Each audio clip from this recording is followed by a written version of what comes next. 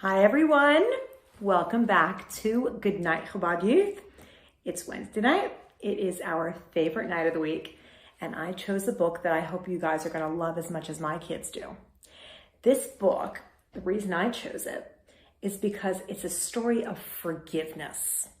And this time of year, this Shabbos, we're already going to be davening for Rosh Chodesh Elul. It's going to be Shabbos Mevarchim Elul. And that's definitely a time when we start thinking about forgiveness and what it means. This book's called Red, Blue, and Yellow Yarn. And it's a great story that my kids got from their bubby in America. And it's a story about forgiveness and talks about the special connection that we have with all of our grandparents. And I was also thinking that a lot of you guys might be missing seeing your Bubba and your Zaida and all your grandparents, because unfortunately we can't travel so much. So if your grandparents don't live so close, or even if they do live so close, you might not be able to see them. So it's a special book that talks about our connection to our bubbies and zadies, specifically to our bubbies. And let's read and let's see what happens. So here we go. This is our first Bubba, but I'm gonna call her Bubby because that's how I pronounce it. She's Donnie's grandmother. Bubby, Donnie's grandmother, was here for a visit. She was planning to stay for a whole week. That sounds pretty exciting, doesn't it? Do you see Bubby there and Donnie on the stairs? Well, let's see what happens every time Bubby comes to Donnie's house. When Bubby came, she slept in Donnie's room. It's very nice of Donnie to share his room, and Donnie had to sleep downstairs in the den. When Bubby was here, Donnie had to walk on tiptoes while she rested.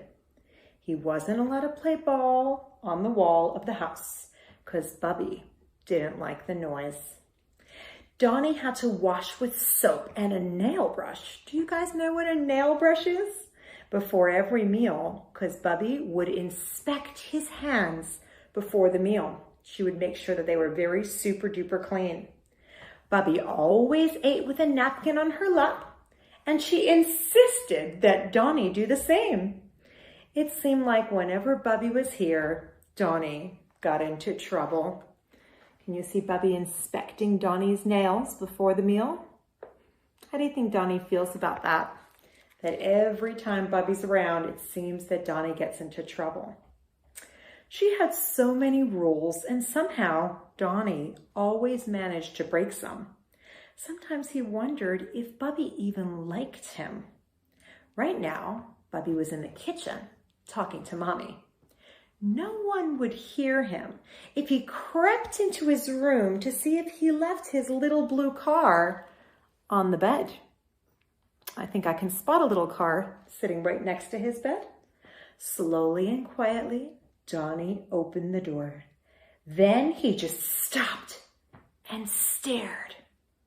Donnie's bed, the one Bubby was using now, was piled high with balls of yarn.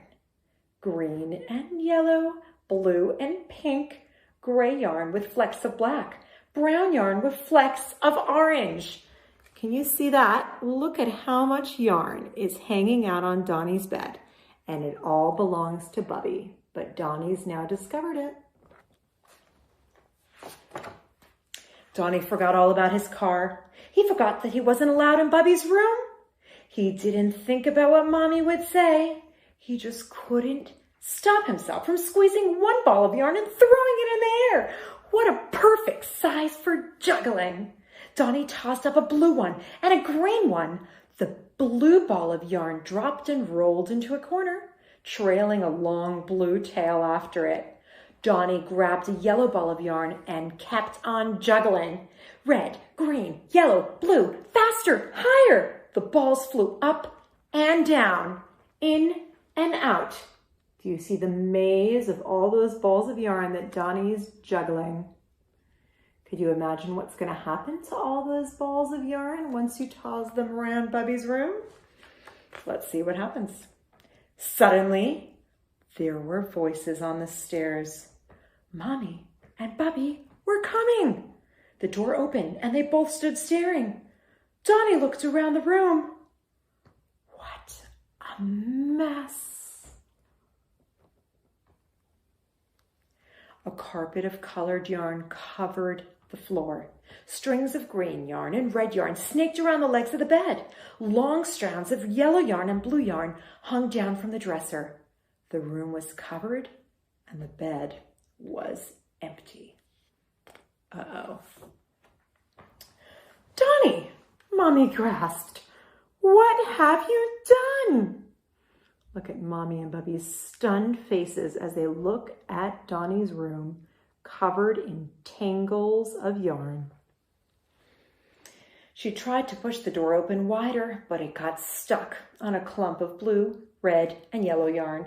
Donnie, she said, I expect you to wind up every one of these balls of yarn again, and don't come downstairs until you're finished. What do you think Donnie's thinking when he looks around the room and he knows he has to pack that all up and not to come downstairs till he finishes? Well, slowly, Donnie picks up the end of the red ball, begins to wind it. He wound and wound until, oops, he came to a tangle. The red yarn was twisted around the blue. Donnie unraveled the knot and picked up 2 balls at a time. He tried rolling them together, stepping over and under each ball to get them straightened out. It doesn't sound like Donnie's going to be very successful. It's so tangled up. Soon he sat down with a plop. So much yarn was tied and twisted around his pants. How was he ever going to finish this? Donnie imagined himself as an old man, winding and winding away, his long white beard covered with blue and yellow yarn. And Donnie started to cry. Do you see Donnie in his imagination? He's picturing how old he's going to look by the time he finishes winding up all this yarn with a long gray beard. All at once, the door opened and Bubby walked in. Donnie jumped up and quickly wiped his eyes. Had Bubby come to tell him how wrong it was to touch her things? Bubby smiled. Come, Donnie, she said. You look like you can use some help. Donnie couldn't believe it. Bubby didn't even look a bit angry. Look at Donnie's Bubby coming in to help him. Let's see what Bubby's going to tell him. Here, she said, untangling a blue strand from around Donnie's leg and handing it to him. You start winding this and I'll work on the other end. Their work went much faster with Bubby's help. She and Donnie walked around and around each other so that the yarn would unravel. Little by little, the room began to look neater. What an amazing help. It's quite a tricky job Donnie's got, and his bubby is really helping him. Bubby sat down and took out a piece of cardboard. That's just a piece of hard paper. She wrapped some yarn around the cardboard, turning it to form a perfect ball. Donnie sat down right next to her. "I'm sorry," he whispered. He was sorry. Bubby turned and looked right at him. "Donnie," she said in a smiley voice, "let me tell you a story about when I was a little girl." Bubby tugged at a strand of red yarn and began. One year, here's Donnie and his bubby's going to tell him this story. One year, my bubby, my grandmother, came to be our guest for Pesach. My grandmother was famous for her special Pesach nut cake. We all looked forward to having her bake one for us. Now, can you imagine those little kids on that side is Donnie's bubby when she was a little girl with her brothers or maybe her cousins and their grandmother coming to visit them for Pesach. Let's see what happens. For hours and hours, my grandmother cracked nuts until she had a whole jar full of nuts for the cake. You see, when we buy nuts sometimes on Pesach, you don't always buy them in a bag and they're ready to eat. Sometimes you need to crack open the shell and you find the nut inside, and it's hard work. I love nuts so much that I decided to take just one or two. I was sure no one would miss them. Donnie stared open-mouthed. He just couldn't picture Bubby as a little girl doing something naughty. "Well," Bubby continued, "I opened the jar and reached in. Just as I was about to pull out a handful of nuts, the kitchen door opened and in walked my mother. I was so startled that I jumped backwards, pulling the whole jar with me. It crashed to the floor and smashed into thousands of pieces." Donnie forgot to be shy. "You did that, Bubby?" he asked, his voice squeaking in surprise. Can you see Donnie's bubby with her mommy standing in that mess of broken glass and lots of nuts? Let's see what her mommy's going to say. Bubby laughed at Donnie's surprised look and continued. "My mother was very upset. She was very angry. She said I had to sit at the table and crack nuts until I filled a whole new jar for my grandmother." "What did you do?" Donnie asked anxiously. Bubby threw a yellow ball of yarn on the bed before she answered. "Well, I began cracking nuts. Do you see her there at the table? I worked for what seemed like a very long time, and then I started to cry. My fingers hurt and the bottom of the jar was barely even covered with nuts. I could just imagine cracking nuts until I was an old lady." "Just like me," thought Donnie. Do you remember he also thought he's going to be stuck winding yarn until he's an old man? "Well, as I was just about to give up," said Bubby, "in walked my grandmother. When she saw my tear-stained face and the sack of unshelled nuts, she sat right down to help me." "Just like you," Donnie said delightedly. "Just like me. And do you know what my grandmother told me as we cracked the nuts?" "What?" Donnie asked eagerly. "My grandmother told me that when she was a little girl, she had gone to her grandmother's house for a visit." So here we have Donnie sitting on the bed, on the bench, or on the chair, next to his grandmother. They're finishing up with the yarn, who's telling a story about when her grandmother went to visit her grandmother, her great-great-grandmother, for a special visit. Let's see what happens. This is many, many years ago. Her grandmother had a big, fat feather pillow. A feather pillow is a big, fluffy pillow that's full of feathers. That's what makes it fluffy. In the living room. One morning when my grandmother was bored, she poked a hole in the pillow and started pulling out feathers. When her grandmother walked in a while later, the whole room was covered in feathers. Do you see? It almost looks like snow, but big white giant snowflakes, more like feather flakes. Look at that feather-filled room, all over. That's the big giant mess Donnie's grandmother's grandmother made. Just like the yarn, Donnie shouted. Just like the yarn, Bubby laughed. I couldn't imagine my grandmother ever doing something like that. But she said she did. Of course, her mother said she had to pick up all the feathers by herself. She tried, but it was too hard. She started to cry. And then, guess who came to help her? Boys and girls, I think by now you can guess hearing the story. Her grandmother, Donnie cried out. Right again. Bubby stood up and stretched. Here's Donnie and Bubby heading back downstairs. Donnie looked around the room. The bed was covered with neatly rolled balls of yarn, and the floor was clear. Come, Donnie, said Bubby. I think your mother kept dinner waiting for us. Finished already? That's Donnie's mommy. She's surprised how quickly Donnie could finish. Mommy asked Donnie and Bubby as they walked into the kitchen. Bubby, help me, Donnie said, smiling as he thought of the generations of children who make mistakes and their loving grandmothers who forgive them. Yes, said Bubby, as she spread her napkin on her lap and passed one to Donnie.